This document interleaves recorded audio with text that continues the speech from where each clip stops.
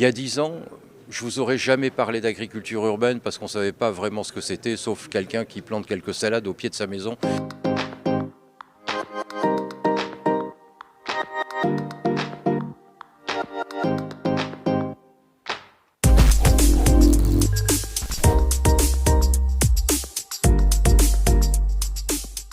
Nous avons développé beaucoup d'expertise à la faveur de projets très concrets que nous avons menés.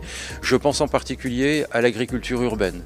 Il y a 10 ans, je vous aurais jamais parlé d'agriculture urbaine parce qu'on ne savait pas vraiment ce que c'était, sauf quelqu'un qui plante quelques salades au pied de sa maison ou de son immeuble. Aujourd'hui, l'agriculture urbaine, ça devient une dimension importante dans toutes les villes de la Méditerranée pour assurer l'alimentation des populations, en partie évidemment, mais également pour maintenir et développer la présence de la nature en ville, qui est une condition absolument essentielle pour lutter contre le réchauffement climatique. Et là, nous avons mené des expériences, que ce soit en Albanie, que ce soit en Tunisie, etc., où nous avons développé ce type de pratiques, de comportements et d'activités en milieu urbain.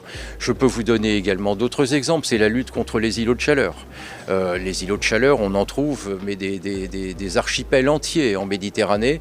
Là aussi, nous sommes sur des zones urbaines sur lesquelles il est important de prendre des mesures.